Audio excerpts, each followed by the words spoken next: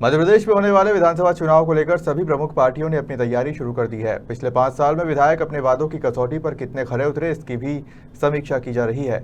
मंडला जिले के बिछिया विधानसभा के कांग्रेस विधायक नारायण सिंह पट्टा ने अपने अब तक के विकास कार्यों पर संतुष्टि जताई और कहा, विकास किया है, विकास करेंगे। मध्य प्रदेश में नवंबर माह में होने वाले विधानसभा चुनाव को लेकर कांग्रेस भाजपा ने जहां अपनी तैयारी शुरू कर दी है, वहीं चुनाव के पहले क्षेत्रीय जनप्रतिनिधि एक के बाद एक विकास कार्यों की सौगात देकर एक बार फिर मतदाताओं का आशीर्वाद लेने की तैयारी में जुट गए हैं। इसी क्रम में हमारे मंडल सहयोगी सलीम खान ने बिछिया विधानसभा के कांग्रेस विधायक नारायण सिंह पट्टा से खास बातचीत की, जिसमें उन्होंने पिछले 5 साल में क्षेत्र में किए विकास कार्यों का बखान किया।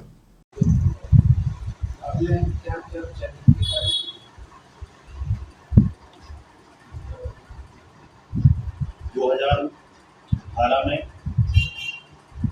जनता का, कार्यकर्ताओं का, मतदाताओं का भरपूर प्यार मिला और उनके प्यार से विधानसभा बिछिया कांग्रेस पार्टी की जीत हुई।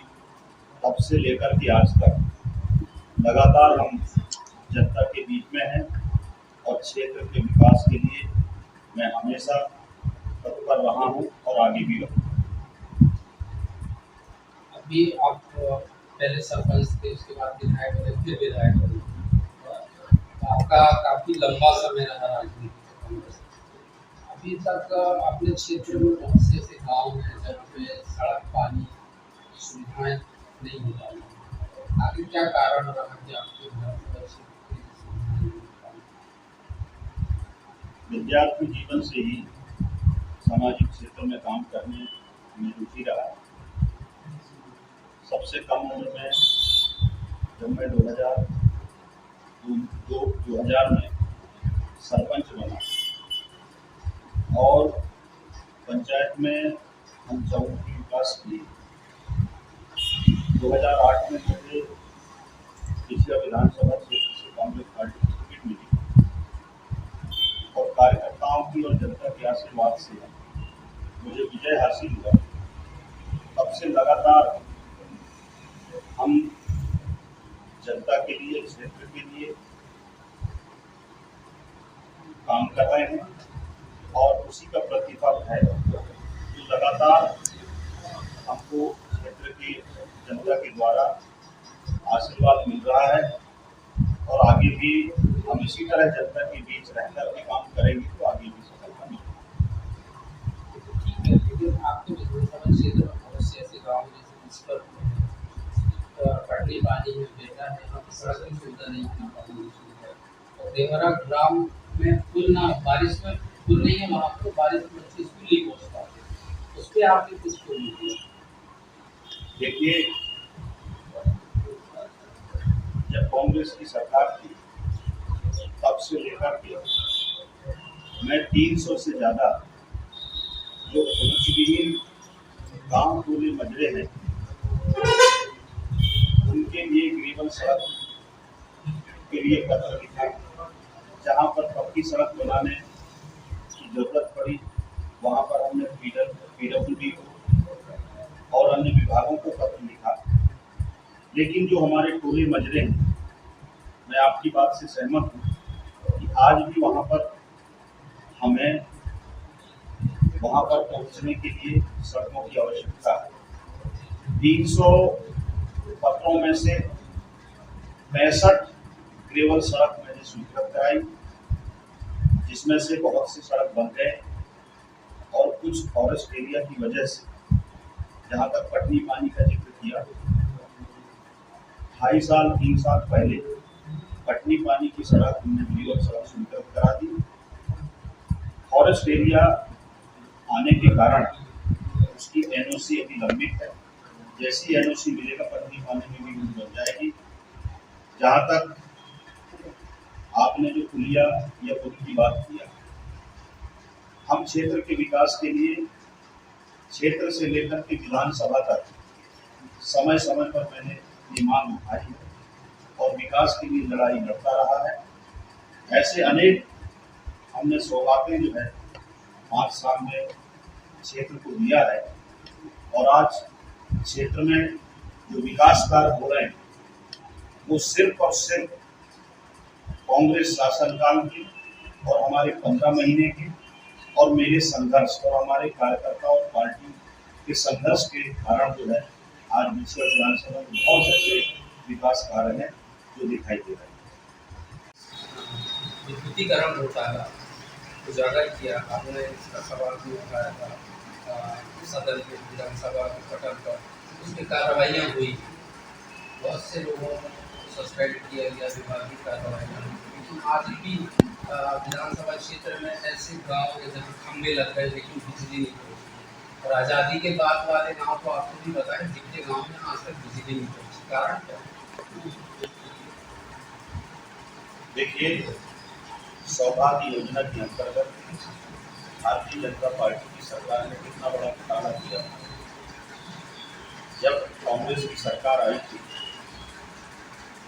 तो इस घोटाले को मैंने सदन के अंदर उठाया था और ये साबित हुआ था, ये छोटी मोटी घोटाला नहीं था। मंडला और डिंडोरी मिलाकर के 50 करोड़ का घोटाला हुआ था और उस घोटाले में भारतीय जनता पार्टी के ठेकेदार और उनके अधिकारी जो निलंबित हुए थे, रिकवर का नोटिस उनको मिला था और इसके बाद 5 जेई लोगों को सेवा से बर्खास्त भी किया गया। लेकिन दुर्भाग्य इस बात का है कि आज तक हम सब तो नहीं कह सकते, लेकिन कुछ हमारे बजरे टोले ऐसे हैं जो सौभाग्य योजना के नाम से विद्युतीकरण रिकॉर्ड में दिखा रहा है और दिखा रहा है, लेकिन वास्तव में उसको ये मजरे में नहीं है, जिनकी लड़ाई मैं आज तक लड़ रहा हूँ और आगे भी लड़ता रहूँगा। और जब तक वहाँ पर विद्युतीकरण नहीं हो जाएगा तब तक हमारा प्रयास रहेगा।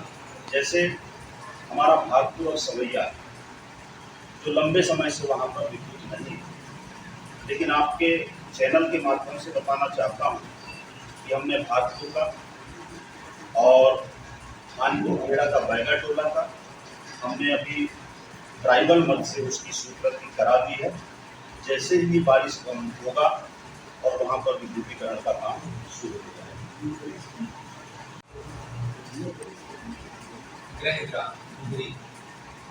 पे बस स्टैंड की सड़क बुरा है। इस समय 2018 में आप विधानसभा लड़ने की तैयारी कर रहे हैं, पंडित सिंह विधायक थे, तो आपने बेशरम के पेड़ रोक कर वहाँ पे विरोध प्रदर्शन किए थे, लेकिन आज तक स्थिति जैसी तैसी, इस पे कुछ काम क्यों नहीं हुआ? सबसे पहले तो मैं आपको ये क्लियर कर दूँ कि 2018 के पहले जो हमने बेशरम रोपाई की बात आपने की है, ये कॉम्प्लेक्स के लिए नहीं था। ये हमारा सरवा हुपी रामनगर पटनी रोड को लेकर के हमने जो गड्ढे थे, उन गड्ढों में हमने बेशरम की रोपाई करी थी और तब से लेकर के हम पटनी रामनगर हुपी जो हमारा 51 किलोमीटर जो रोड ऊपर खाबर थी, उसको लेकर के हम लड़ाई लड़ रहे थे और अंततः आज उस रोड की स्वीकृति कराने में जो मेरी महती भूमिका है, आज वो रोड निर्माणाधीन है और सारे लोग को विश्वास हो गया कि नारायणपट्टा जो लड़ाई लड़ता है वो अंजाम तक होता है और उसका प्रतिफल क्षेत्र में विकास के प्रति दिखता है। रही बात कॉम्प्लेक्स की मुद्दा, परशुरामी गंगा शॉपिंग कॉम्प्लेक्स के नाम से ये जनपद पंचायत का परिसर है, जनपद की वो परिसंपत्ति है। जब 16 साल पहले उसकी नीलामी हुई, उस समय आरक्षण और रोस्टर का पालन नहीं हुआ था, जिसको लेकर के पूर्व की जनपद कमेटी ने भी तत्कालीन कलेक्टर के पास आरक्षण की मांग को लेकर के आवेदन किया। तत्कालीन कलेक्टर ने आरक्षण का पालन, रोस्टर का पालन न होने से उक्त नीलामी को निरस्त करके आदेशित किया कि आरक्षण और रोस्टर के आधार पर नीलाम किया जाए और दुकानें खाली करके नई नीलामी हो। उक्त मामला को लेकर के व्यापारी न्यायालय गए। अब न्यायालय में मामला आज भी विचाराधीन है। मैं आपके चैनल के माध्यम से मांग करता हूं कि आज जो जनपद कमेटी है उसको अपना पक्ष न्यायालय में रख करके और माननीय न्यायालय का फैसला कराएं। आरक्षण और रोस्टर के आधार पर नीलाम हो और इसके बाद उसका फर्जीकरण हो, ये हमारी मांग है। हम आरक्षण के आधार पर नीलाम हो ताकि ST SC और OBC के लोगों को जो हमारा अनुपात है उसके आधार पर परशुरामी गंगा कॉम्प्लेक्स उगरी की दुकानें उन वंचित शोषित वर्ग के लोगों को मिले। ये लड़ाई पहले से रही है, आज भी हमारी जारी है और जब तक इस वर्ग के लोगों को न्याय नहीं मिलेगा तब तक हम वो लड़ाई लड़ेंगे। आपने तो विधानसभा पटल से दिशा बाईपास और अपना करिया गाँव पुल की बात बहुत अच्छी बात है। तो 5 साल में अभी 6 महीना या 4 महीना पहले ही आपको दिखा कि दिशा बाईपास बनवाना है या करिया गाँव, इसके पहले आपने क्यों नहीं उठाया ऐसा? 2018 चुनाव जीतने के बाद से हमारा जो मैनिफेस्टो था उसमें हमने बाईपास की मांग को लेकर के हम लगातार पत्राचार शासन प्रशासन की समक्ष कर रहे हैं। मैंने अनेकों बार मध्य प्रदेश सरकार के विभागीय मंत्री, मध्य प्रदेश सरकार के मुखिया आदरणीय मुख्यमंत्री जी को, मैंने केंद्रीय मंत्री आदरणीय नितिन गडकरी साहब जो सड़क परिवहन मंत्री हैं, इन सबको पत्राचार किया हुआ है। मैंने अनेक बार ध्यान आकर्षण और विधानसभा में प्रश्न लगाकर सरकार से सवाल पूछा है कि बिछिया की बाईपास बनाना नितांत आवश्यक है। अनेकों ऐसे जानलेवा घटनाएं आए दिन होती हैं। वहाँ निवास करने वाला और आसपास के लोग हमेशा जब वहाँ से गुजरते हैं तो डरे सहमे रहते हैं। सरकार इस ओर समय पर ध्यान दे, ये हमारी लगातार मांग आ रही है। और जहाँ तक आपने मुझे करिया गांव के जो टूटी हुई पुल के बारे में पूछा है, मैं लगातार उसके लिए भी पत्राचार किया है। मैंने विभागीय मंत्री आदरणीय गोपाल भार्गव साहब से निवेदन किया है, उन्होंने नोटशीट चलाई है। मैंने माननीय मुख्यमंत्री जी के सामने हाथ जोड़ करके उनको निवेदन किया क्योंकि क्षेत्र के विकास का मुद्दा है।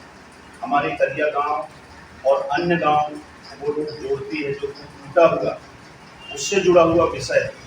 मैंने कोई भी ऐसा विषय सड़क से लेकर के सदन तक नहीं छोड़ी है, लेकिन जिस तरह से भारतीय जनता पार्टी की सरकार ने हमारे विधानसभा के साथ साथ पूरे मंडला जिले और आदिवासी क्षेत्रों के साथ जो भेदभाव कर रही है वो न्यायोचित नहीं।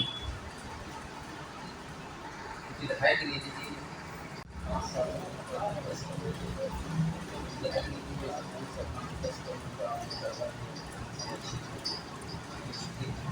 जी आप ही बता दें। विधायक विकास निधि क्षेत्र के विकास के लिए प्राप्त होता है। हमने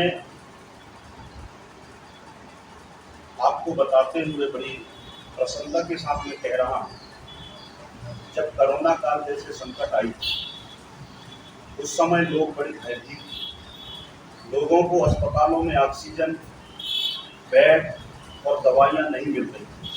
ऐसे संकट के समय में हमने विधायक विकास निधि से बिछिया विधानसभा के तीनों सामुदायिक केंद्रों में उगरी, बिछिया, मवई एक एम्बुलेंस दिया, 12 ऑक्सीजन सिलेंडर दिए, 6 ऑक्सीजन की मशीन दिए और तीनों सामुदायिक केंद्रों में हमने दवाइयों के लिए पैसा दिया।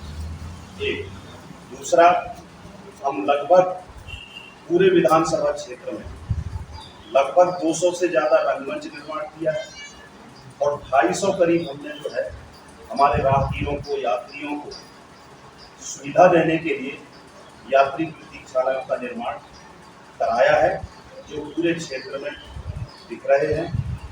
ये हमारे विधायक विकास निधि के काम। सर लेकिन एक निधि और आती है, शिक्षा निधि। शिक्षा निधि पे आप अपात्र लोगों को ये आपने राशि मुहैया करा दी, कुछ लिस्ट है हमारे पास शिक्षा निधि।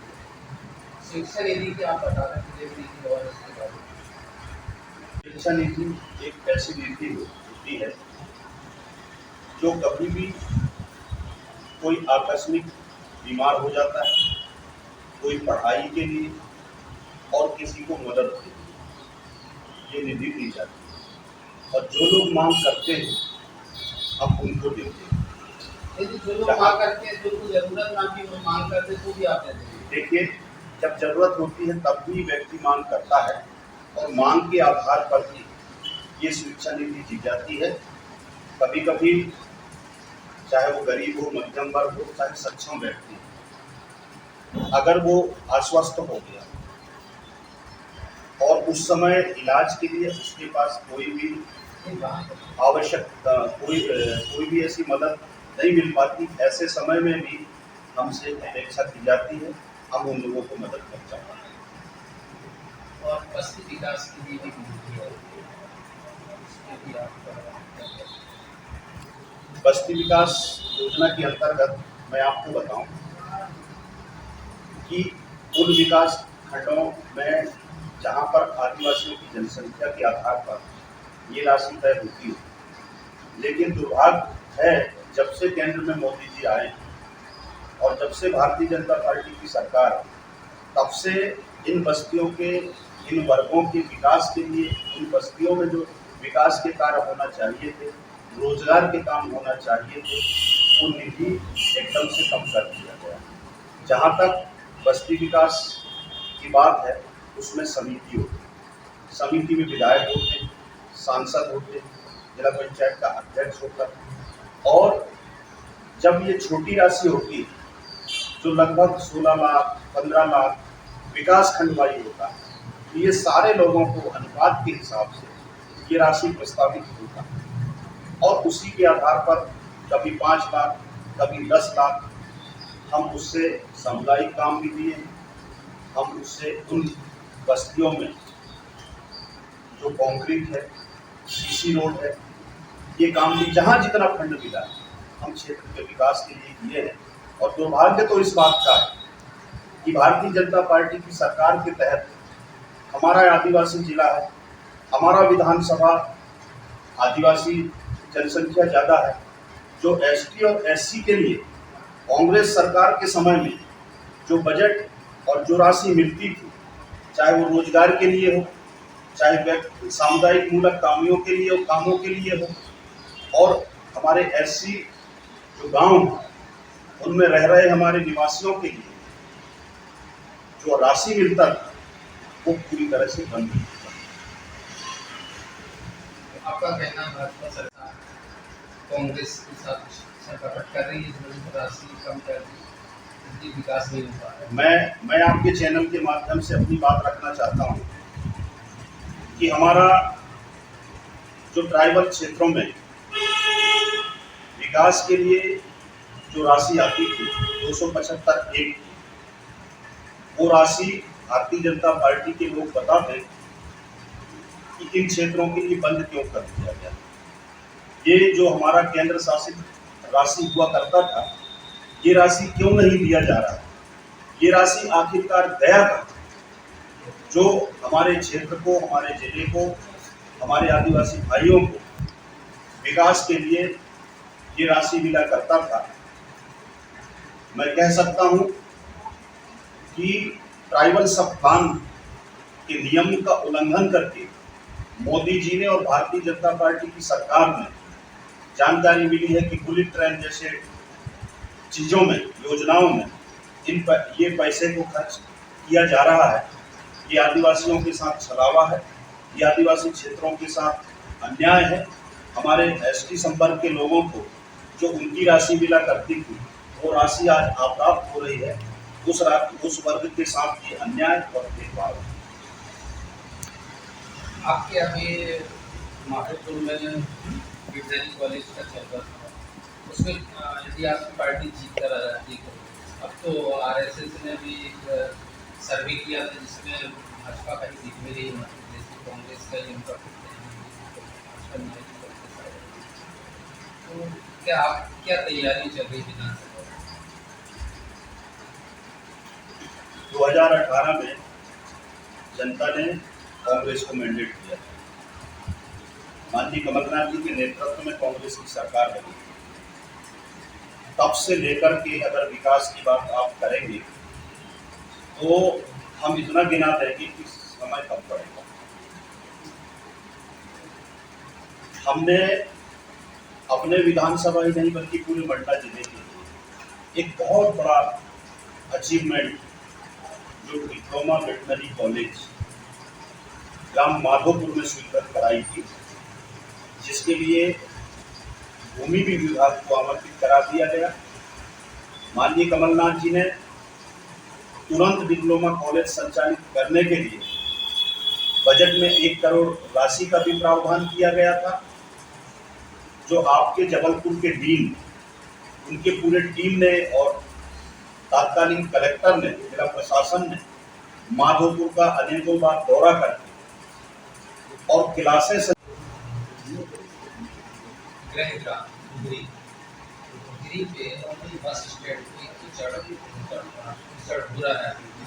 जिस समय 2018 में आप विधानसभा लड़ने की तैयारी कर रहे हैं, उस समय भाजपा से पंडित सिंह जो भी विधायक थे, तो आपने बेशरम के पेड़ रोक कर वहाँ पे विरोध प्रदर्शन किए थे, लेकिन आज तक स्थिति जैसी तैसी, इस पे कुछ काम क्यों नहीं हुआ?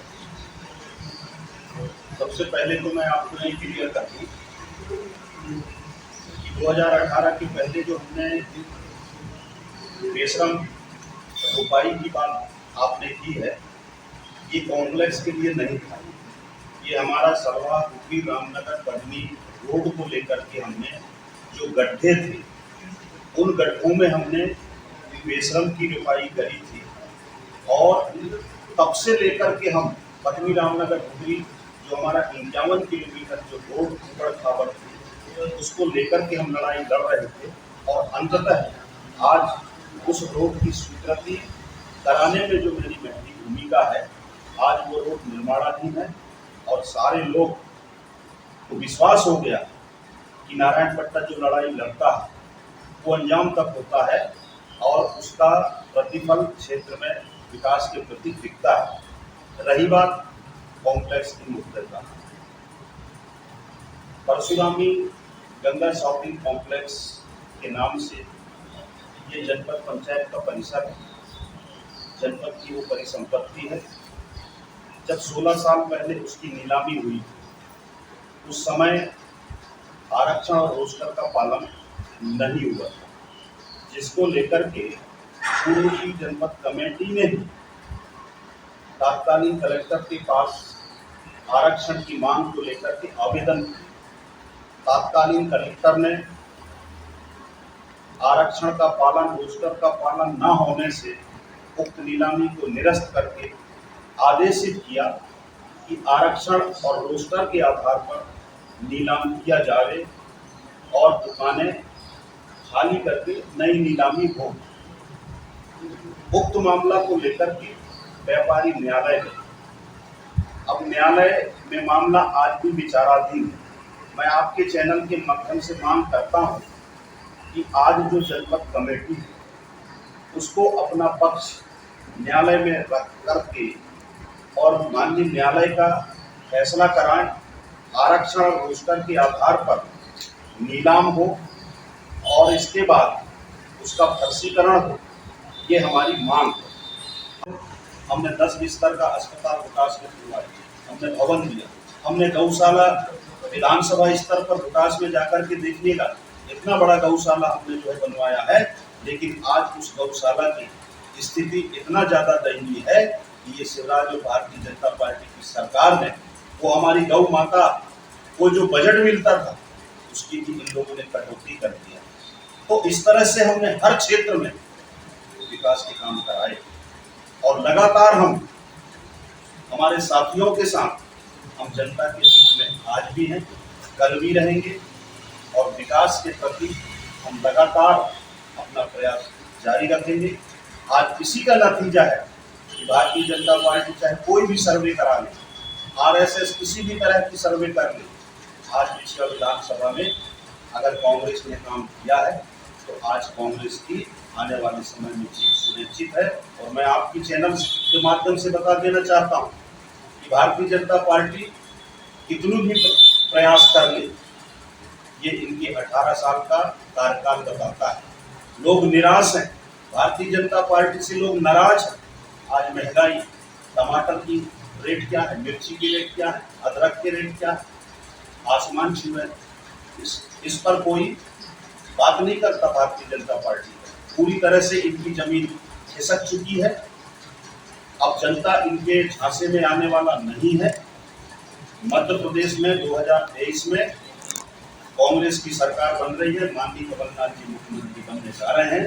वैसी सरकार आएगी, हम विकास की गंगा बहाएंगे, क्षेत्र में चहुमुखी विकास कराएंगे और भारतीय जनता पार्टी के लोग देखते रह जाएंगे। ये आपकी कौशल्या जो अभी जनचर्चा का विषय है कि मोदी विधानसभा